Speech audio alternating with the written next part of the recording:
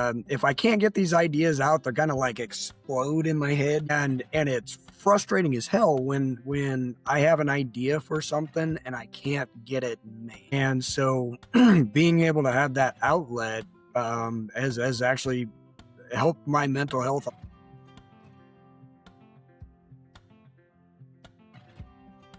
Hello and welcome back to the Manufacturing Culture Podcast. I'm your host, Jim Mayer. If you're new here, this show is fairly simple. I sit down with people in manufacturing and we talk about what it's like in the industry, what the culture feels like, what people built, the pride, the legacy, what's broke, what makes them stay. If you've been on this journey before, thanks for coming back. You're a glutton for punishment. Before we get into today's guest, please make sure you rate and review the show on whatever platform you're on. It's not for me. It's not for my ego. It's so that more people find today's conversation. Today, I'm talking with Kerry Burns, founder of Mason Road Manufacturing. So we're going to get into it. Kerry, welcome to the Manufacturing Culture Podcast. How are you doing today, man? I am wonderful. Thanks for having me on. It really is a privilege to be on your show. Man, I appreciate that. I'm more privileged to be talking with you. I love doing this because I get to talk with people in this industry, right? And for me, that's the coolest part of this job that I've kind of created for myself. So thanks for being here, man. Kerry, tell us about yourself. Before we get to the icebreaker, I didn't do one of my intros. Tell us a little bit about you and how you've got to where you are today. Yeah, so like a lot of your guests, I have it's not been an A to B course in my career. I've been all over the board. Currently I'm a manufacturing engineer for a company called Bala Manufacturing here in Columbus. As you said, I own Mason Road MFG Manufacturing, which is kind of the outlet for all my crazy ideas. And then I'm also a farmer and a dad of two very active boys and a husband to one woman that actually sticks with me through all my insanity. Awesome. And you're going to drink a beer for me after this because I got to go to a state championship game for my daughter. What's your beer of choice, Kerry? Tonight I got it's an IPA. Don't hate on me for drinking IPAs, but I like them. There's a great brewery called Pint 9 in Omaha. No affiliation with them. I just I should, but no, they got some great different brews, and I really appreciate what they do. Small company, just like I said, located in Omaha, about 100 miles east of here. Awesome. I like a good IPA every now and again. I've been to enough beer festivals that I can't drink them like I once could, but a good IPA like every now and again is delicious. So I'm with you on that, man. If I wasn't going to be sitting in an arena tonight, I would be drinking one as well. All right, Kerry, let's get to the icebreaker, which is always fun. And I don't know if I can even call it an icebreaker because I've already asked you a question, but it's my show. I can do what the hell I want. Kerry, if your life were a movie, what genre is it? Who plays you? And what's the opening scene? Oh my gosh. It really wouldn't be a movie. It's so much as a show. It's kind of a combination between Home Improvement and This Old House. Okay. And while I'm not quite as funny as he is, I think Tim Allen would have to be the starring character. I like it. Yeah. I could be your Al Borland, man, with this beard. You could. Yeah. Yes. You got the beard going on. I can't. I look like I have mange when I try to grow a beard. It's not pretty at all. So the opening scene, gosh, probably me in my shop trying to figure out some problem or a solution to a problem that may or may not really need a solution, but I'm going to come up with one anyway. Sure. Awesome. I dig that. Try not to electrocute myself or burn the place down. Hence the Tim Allen nod, right? Yeah. I love that. I do miss that show. It was such a great show. It was such a great. Every once in a while, I'll find it on like Nick at Night or something like that. I'll be in a hotel room and I'll be flipping through channels after an event or something, and it'll pop on, and I'll leave it on the channel. So, Kerry, next question is about culture, right? Manufacturing Culture Podcast. Let's talk about culture. What does culture mean to Kerry Burns?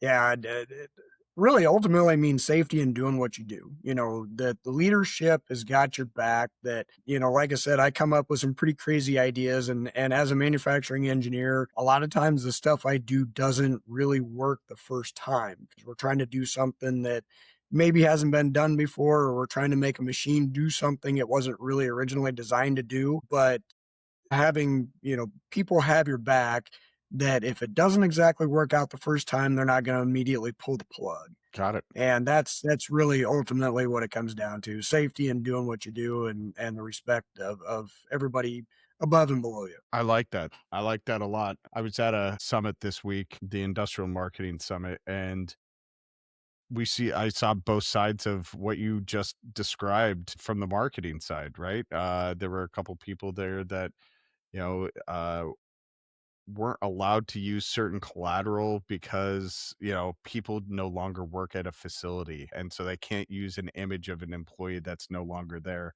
Not because the former employee said they can't, but because the boss says they can't. And a lot of those people didn't feel that safety to do what they wanted or what they need to do to get the job done. Right. So it's pretty wild you brought that up. Very fresh in my memory. So thanks for sharing that. I love that definition. I got to figure out what to do with all these definitions. I've been doing this now for about a year, so I think I have 50 plus definitions of culture, and some are similar, but some are different. So I've got to figure out what I'm going to do. Maybe make a T-shirt or something, or a bunch of T-shirts. I don't know. If I make one with your quote, I'll attribute it to you. It'll say Kerry Burns All on it. right. All right. So in your, you know, the part where you told us about who Kerry Burns is, you talked about farming being a part of your current life, but you also grew up on a farm, right? There in rural Nebraska, right? Sort of. No, actually, for the most part, I grew up in town as a kid. Okay. And then, I'm not sure why, but I had this draw to, be in agriculture. So kind of the first half of my career, I spent owning a cattle feeding operation, here in Platte County, Nebraska. And, yeah, so I kind of bought the feed yard I could afford, not really the one I wanted. So it was a little rough at times, but, you know, it was kind of the engineer in me that had to figure stuff out. Anywhere from, you know, I couldn't afford the feed wagon that I wanted, so I bought kind of the components and pieces, and, you know, it ended up being like a truck axle and a stationary feed wagon, and I made it a pull type feed wagon. And, you know, bought milling machines and welders, and kind of taught myself how to do all that stuff. And, you know, I think it gives me a little bit of a unique perspective when we go to build more professional things now, in that, you know, I've had to learn how to figure it out in the past. So sometimes it's okay to kind of prototype stuff until you get the real deal. Yeah, absolutely. So is that how you ultimately got into the world of manufacturing? Was you had to buy welders and milling machines, and you're like, all right, well, I can go work in at a fabrication shop? Well, sort of. So I guess growing up, I was kind of that kid, kind of like a lot of people that's been on your show, took stuff apart, had to know how things worked. And then again, you know, I still remember and being in high school, and I should have been doing work, and I don't know what possessed me, but I thought, well, hey, I can design an independent suspension for some vehicle. I don't know what it was, but I'm drawing this suspension out and, you know, specking it out like I'm gonna build this thing when I should have been doing schoolwork. So I've always had this mechanical engineering bent to me. And again, you know, I think a lot of farmers, they sometimes it's not always a positive term being a farmer engineer, but I think a lot of people in agriculture do figure things out and really build a lot of stuff. So moving into the manufacturing space after I decided my ag career was done was a pretty easy move. And I just love to see things get built. I think that's kind of the basis for a lot of economies, to bring in raw materials and finish out some durable good, you know, a real tangible item. And I enjoy being part of that. So it was kind of a natural next step from the feed yard. Yeah, I get that. And let's touch on that. I mean, one of the biggest issues I see with some of our education programs that we have in this country is we've got kids like Kerry Burns, when Kerry Burns was in high school, who showed a natural aptitude towards tinkering and fixing things and designing things. And something you just said was, I was doing that instead of work, instead of doing the schoolwork. That's more important than the schoolwork, in my opinion, right? That you got more of an education by tinkering and by designing stuff and taking stuff apart than you could have doing other things that you were quote unquote supposed to be doing. I agree, 100%. Wow. And now we just need to get tech schools back or trade programs back in our high schools, and we'll be okay, right? And I think here locally anyway, we have the town I'm closest for Nebraska. It's bigger. It's like 25,000 people. But the two primary public schools have incredible shop programs. Do they It's really? really, really heartening to see that. Yes, absolutely. And have they been there for a while, or are they now seeing a resurgence? We've only lived here. Well, our kids are junior, and then I have a sophomore in college. And so from the time that we've been here and knowing what the schools are like, not growing up in this Yeah, actual area, ever since we've been here, that's what they've been. that's awesome. They've been very strong. Very cool. Awesome. See, they're not dead everywhere. I love it. So you went from your cattle operation to fabrication shop. Do you still own the cattle operation? No, we sold the feed yard, but we still farm just row crop a little bit of ground. Okay. Okay. So was that first fabrication shop, that first manufacturer you worked for, what was it like working there for you? What was your role there? So there, it was a pretty small company, and for them, I had served as the engineer, for lack of a better term. I did the designs, kept all the prints up, but then also managed the shop floor. So there was a guy, that great guy. He actually ran the day to day, but he reported to me. So together, we kind of ran the shop together. Got it. And then you went to work for QC Supply at some point in there? Right. Is Yep. that right Yep. after that shop? Yep. Okay. And for them, I started out as in the engineering construction side, and then again thought I wanted to be in leadership and got into operations and traveled a lot and worked with opening new locations and trying to optimize them, but also was very instrumental in a lot of their manufacturing. And then about 2 years ago, I left that company to start my business, Mason Road Manufacturing. Awesome. Um, you said something there that I hate the term double click, but I'm going to say it, double click on, and that's that you thought you wanted to be in leadership again. Was that not the right move for you, or were you not happy in that leadership role? The older I get, the more I realize I'm a doer. I just like to get stuff done. And maybe, like I said, maybe it's just getting older, stage of my life. I don't know. But I like being able to outline, this is what we're going to do. This is the route we're going to take to get it done.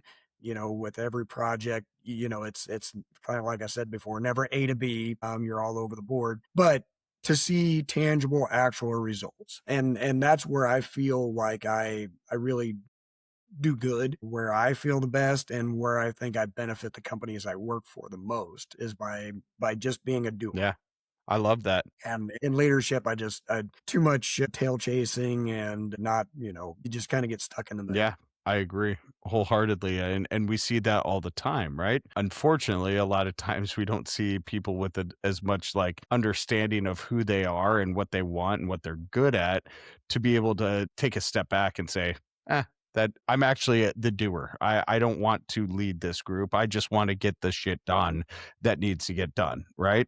I have a little sign on my desk in both places. My personal desk here, and my other one as GSD, just get Get shit done. Absolutely. Right on.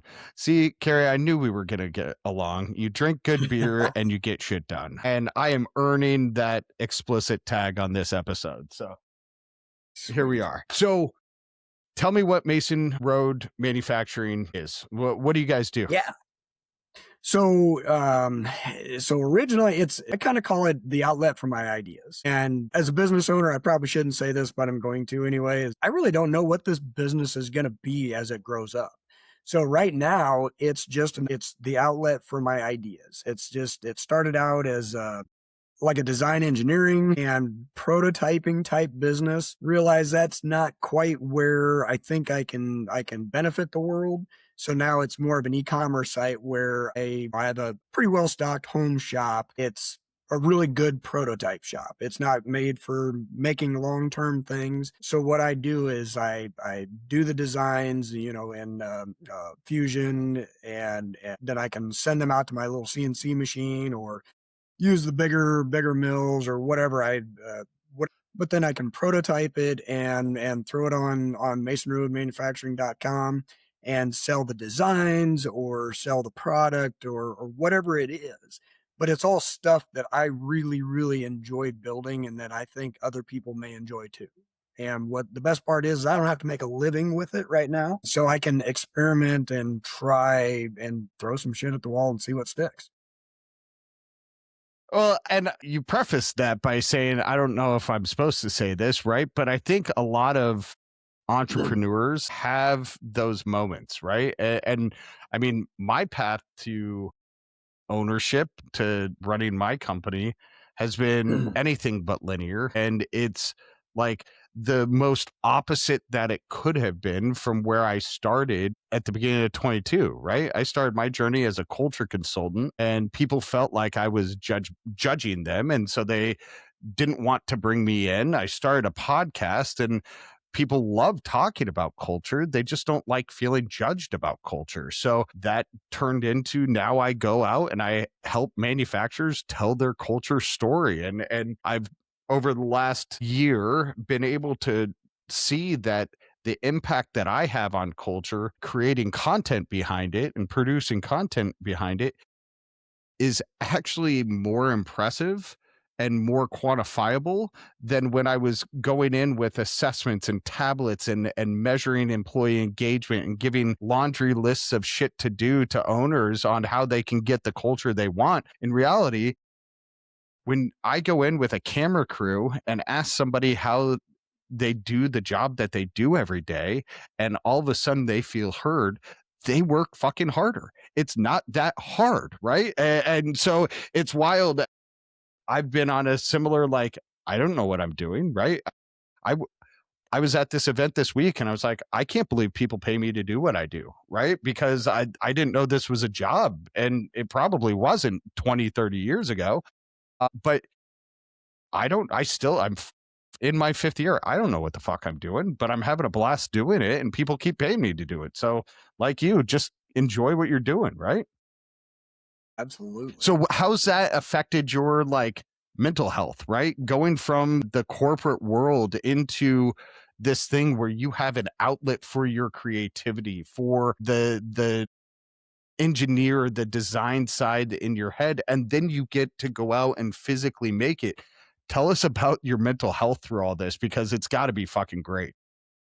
That's a question I didn't expect you to ask, and it's something I've thought about it quite a bit. Yes, I mean it. I almost think like if I can't get these ideas out, they're gonna like explode in my head, and it's frustrating as hell when I have an idea for something and I can't get it made. And so being able to have that outlet has actually helped my mental health a lot. Being able to just with today's tools, I mean, I'm not a manufacturer. I have a freaking CNC in my shop, in my little shop here at home. There's a 3D printer sitting right there.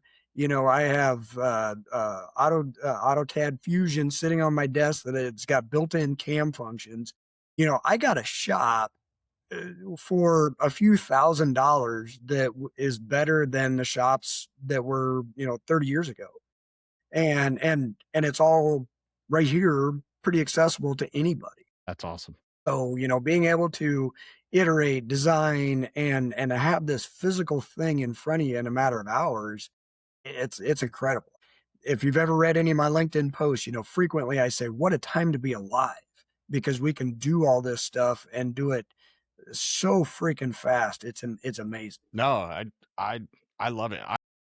You can tell I get a little excited, and it's a lot of fun. I can only imagine, man. I mean, people get into this trade because they love working with their hands. They love to create something, right? And you've taken that, and I hope anybody who's listening takes from that you have designs in your head. You can do it too for a couple grand, right? And you can set it up at your house, in your parents' garage, whatever that looks like, depending on your stage in life. And you can do this thing, right? And you can have that mental escape, that relief of those ideas that keep percolating and building in your head. No, I love your energy behind it. I love your level of excitement, man. It's contagious. Yeah. So who buys things off of the Mason Road website? I mean, is it other manufacturers? Is it OEMs? Who's buying your design? Unfortunately, not very many people, but it's kind of a combination. Like I said, it's just things right now. They're I almost want to call them kind of trinkety type items that are up there. I don't have very many things up, but they're all right now just digital downloads. Some are free. Okay. So some of them are just free downloads. They're like some 3D printed clamps that I can't remember what they're called. Well, like went on a milling machine where you have a step clamp to hold materials down. It's on there for free. I mean, it's something that took me 5 minutes to design, all the way to some kind of fun stuff like I do some woodworking, and we have a family event coming up, and we live here in Nebraska. We're a little bit redneck. And so our family's going to do a little pasture golf thing where you golf wiffle balls into cattle lick tubs, and the prize is going to be a CNC carved little plaque on a piece of barnwood, but it's called the Cow Pie Open. So I designed a cow pie with a flag sticking out of the middle in its first place. I So, dig that. and that's available up there. So just, cheesy, goofy stuff, but there's some fun things to come. And some of the outlets or ideas that I got bouncing around in my head actually are pretty serious things, like a scheduling tool for job shops. One of the challenges I've had in my career with the smaller companies, not so much with the bigger ones, but you got all these jobs coming at you. How do you schedule it? And with the AI tools, I think I have something that's super, super simple, can be run offline, but it'll help these small, and when I say small, like 20 people or less job shops be able to do a quick download and say, okay, these are the jobs we should be running next based on the machine capabilities. And that's something a little more intricate and a little more challenging. I'm still trying to design it so it really truly is a useful tool. So if the people that I have testing it say it's good, it'll be great. Otherwise, these guys are pretty honest, and if it sucks, they'll say, "Yeah, don't release that into the wild." I dig that. No, that's awesome though. And so I mean, you're doing more than just creating things that you put on an e-commerce site. Like you are creating potential future products that could change the way that manufacturing operates, if I'm reading between the lines of what you're saying there. Yeah. It's all like I said, I'm not sure what Mason Road is gonna be when it grows up. Maybe it is just a trinket e-commerce type company, which is great, or maybe it gets a little more serious and does, some software type That's stuff. awesome, man. Can people get a hold of you and like request designs? Like we were at this event this week and there's a cornhole tournament and I could say, "Hey, Kerry, create me a championship plaque for cornhole tournament," or something like that. We could do something like that. Yeah. Yeah. Yeah. I mean, can I plug the site? Yeah, please do. I'll put it Yeah. I'll drop Just it in the show notes okay. too. Yeah. It's just masonroadmfg.com, and then that goes to the site, and just get a hold of me through that, just the contact links there. And yeah, so long as they're not terribly complicated, or because I mean, I have a full-time job, I farm, got my ideas. I got a lot of stuff going on. But yeah, I mean, if there's a good, fun, challenging project, and I do still do some of that stuff for people. Originally, Mason Road, its initial iteration was truly just like a design engineering company, and it was a lot of fun. Got to meet some great people, but it was pretty tough. Total respect to the small guys that are out there designing products for other people, because Tough. that's challenging. That's Yeah. hard. It's tough, and typically what I've heard is you've got really tight timelines, right? Especially if you're Super tight budgets. and super tight budgets, and sometimes not the most understanding of what an engineer or design engineer actually does, right? Because these are people who are like, hey, I want to build this new thing, and that new thing has never been built before, and they don't know what it takes to engineer and manufacture that prototype for them. Yep, absolutely. And that is it. So like I said, some really cool projects that I got to work on, but every single one of them took way longer than what initially we Got it. discussed. I mean, that's the way manufacturing Yeah. goes. I mean, I read. It's easy. Go ahead. Well, I was just gonna say it's really easy to build one thing one time. The old adage of the lone wolf in the garage or in the basement Uh-huh. building that one-off prototype. I would argue that's easier than building something that's got to be built 10. Sure. Sure. Well, I mean, I spend more time on Reddit than I choose to admit, but the manufacturing subreddit on Reddit is filled with stories or with people who are looking for design engineers, but they have zero concept of what design engineer. So they'll put some rudimentary drawing as their photo on there and say, hey, who can help me design this? And design engineers will come on and be like, well, first you need to do X, Y, and Z. And they're like, but I don't want to do that, design it for me. And it's wild how people come up with this stuff. I actually, and if I ever launch this, I want to have you on. I had a concept for another show that I want to call Patently Obvious. And I want to grab like obscure patent drawings throughout time and see if the people who are on can guess what their intended use is. And That'd be I awesome. think it'd be a blast to do, man, because so you will be one of the first guests. I've already got somebody else, two other people lined up. Maybe it just is a standing panel that we do it once a month or something. I don't know. I'll figure that out. But Kerry, you're now involved in my podcasting work, whether you like it or not. So was there something while you were at the previous companies that you work for that you said, God, this thing that I don't know what Mason Road's going to be, but this thing that I'm starting right now, it doesn't exist and it needs to exist? Or is it just, man, I needed to do this other thing with my manufacturing time? I know you've got another job, but a full-time job, but was it like, man, I needed to get out of that corporate environment? Yeah, that I think it was more. I just have a lot of damn ideas, and I've started variants of Mason Road manufacturing probably 4 times in my life. I have a patent on a device from way back when. It's off patent. It probably, revenue-wise, probably brought in about as much as it cost me to actually get the patent, but hey, I'm in the USPTO for all the time now. But I have a lot of ideas, and I need to figure out. I just had to have a way to get those ideas out because they never did fit into one genre, whether it's some ideas are agriculture based, some are just for fun.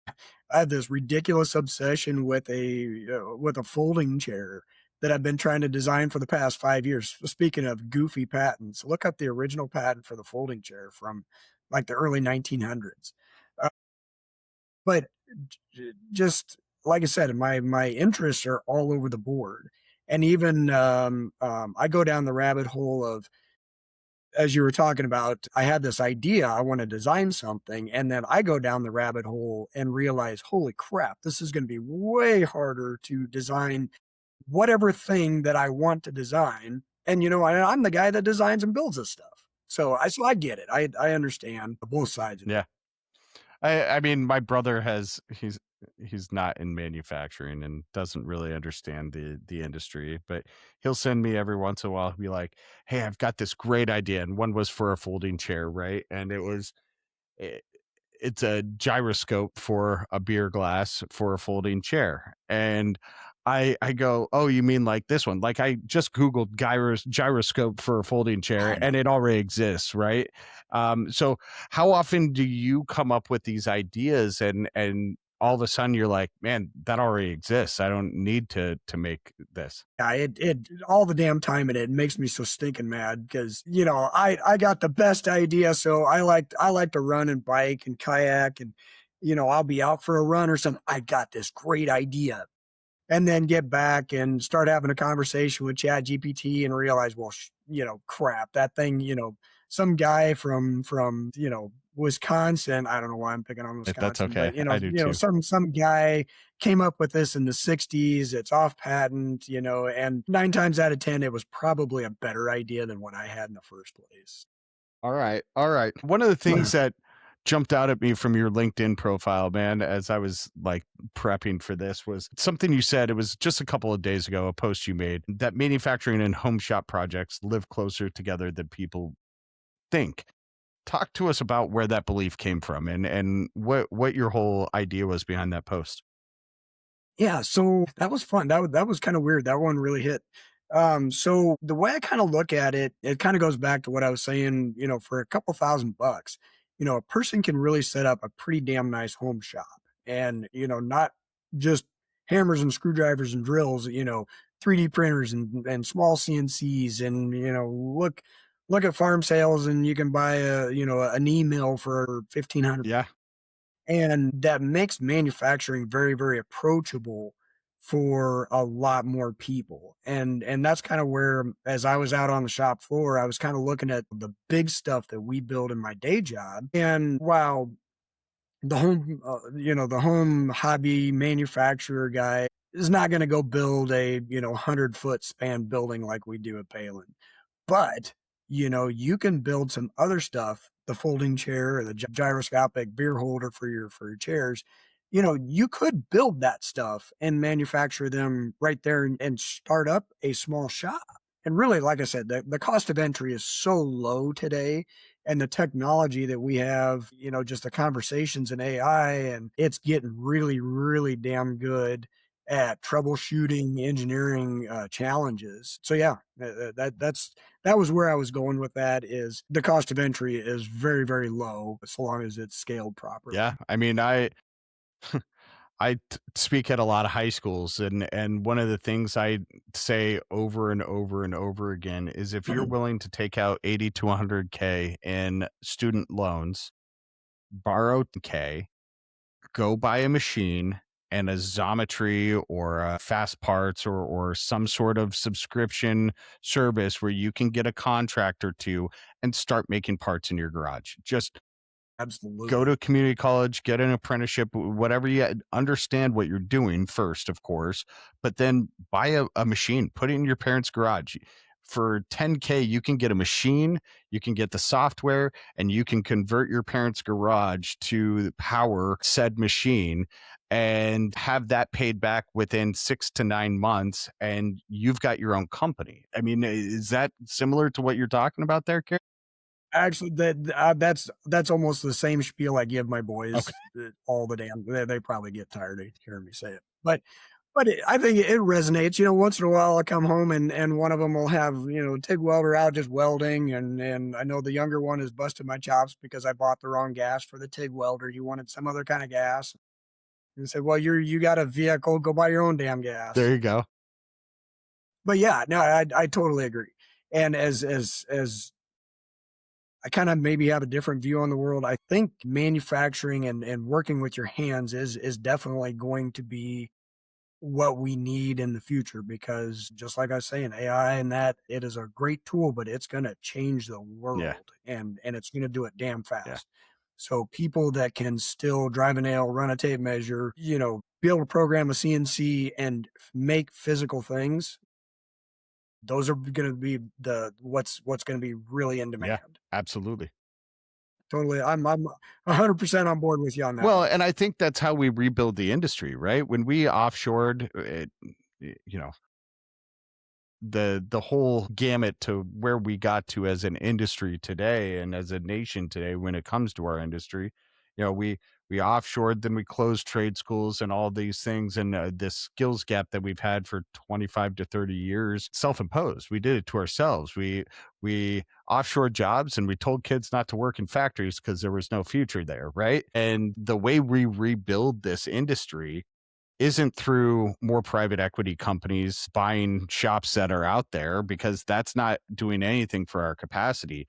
What actually will grow this industry is young people say, or mid-career or older people saying, F the corporate world, I'm going to start my own shop. I mean, I was up in Eastern Washington 2 summers ago, and the amount of one person, two person, one or two machine shops was astronomical. I mean, it was so cool to see these people who had left the big corporate world and said, I'm just going to buy a machine and I'm going to get a couple of jobs, and they are in a pole barn. And I think that's where the future of this industry is going to be. I totally agree. And this area where I live here in Nebraska, they call us flyover country, which is great because we're out in the middle.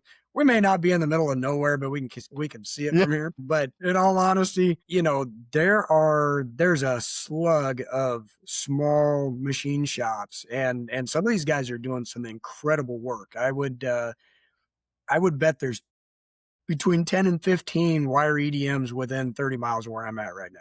I mean, we're doing some like real serious machining. That's awesome. Yeah. Well, I was just in another shop yesterday, and these guys, eat off the floor clean. They were a beautiful shop with some brand new equipment. The guys weren't grease monkey running around. They were all just kind of sitting back, chilling, and making some beautiful I love parts. it.